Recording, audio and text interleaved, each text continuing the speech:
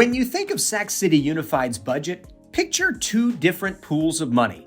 The first pool is the restricted fund, and just as the name implies, there are special rules attached to the money that require us to only spend it for specific purposes. School nutrition services and special education are just a couple of examples of restricted funding. The second pool is an unrestricted fund, and while there is more flexibility in how this money can be spent, even some unrestricted funds can sometimes have spending restrictions. So how does the budget approved back in June compare to the new revised version? In June, the state still hadn't finalized its budget, so we had to project our revenues, and that best estimate at the time came in at just under $690 million. But the state ended up making higher than expected investments in public education, and our revenues grew to more than $773 million. That's a difference of $83.4 million. So here's a closer look at how that $83 million was distributed. We saw a net reduction of $19.3 million on the unrestricted pool of our budget, and a net increase of $102.7 million on the restricted pool. Here's an even deeper dive into those numbers, beginning with the additional restricted funds. Remember, this is money that can only be spent on specific services. Sac City received almost $56 million for a Learning Recovery Emergency Grant. This will help students who experienced learning loss related to COVID. We have until the end of the 2027-28 school year to invest this money. Another grant was for nearly $22 million for art, music, and instructional materials. This has to be spent by the 2025-26 school year. It's important to point out these are both one-time funds, so when the money's gone, it's gone for good. We also received $25 million for expanded learning opportunities. This is restricted funding to be spent on before and after school programs and summer school. The best part, though, this $25 million is ongoing funding, so we can expect to receive the same amount next year and beyond to improve these programs for families. Let's go back to the unrestricted side of our budget for a moment. You might be wondering how we lost more than $19 million from that pool. Well, the simplest explanation goes back to that best guess we discussed at the beginning of the video. In June, there was $45.5 million that we expected from the state would be unrestricted.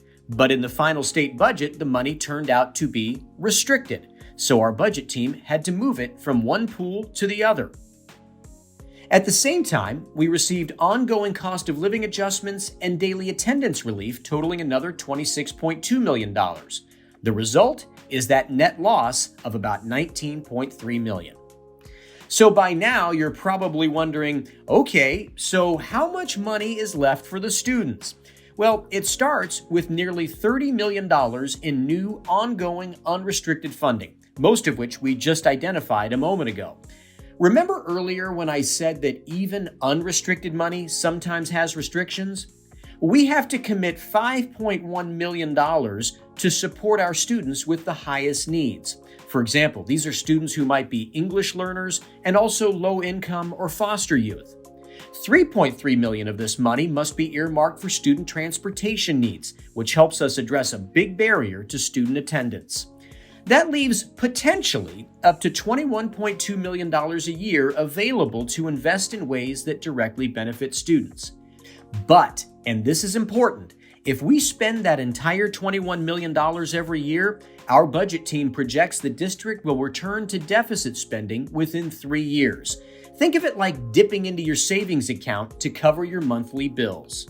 There are other considerations for that new revenue. Right now, the district has programs and services that are at risk of losing long-term funding. That's because we're currently paying for them with one-time COVID funds. And here are a few examples. We've hired counselors, social workers, and school psychologists to help us address student mental health needs. Those positions are at risk if we don't commit permanent funding, which could cost as much as $17 million.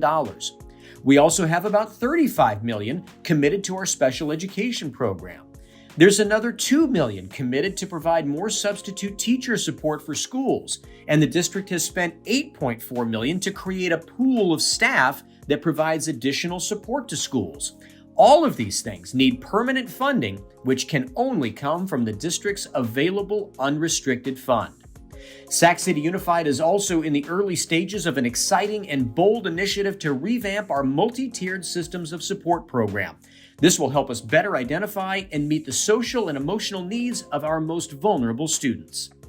That is a quick glance at the 2022-23 Sac City Unified budget. Expect more details from our district staff and our Board of Education in the near future, including their plans for investing some of this money in ways that provide more equitable learning opportunities and change student outcomes across the district.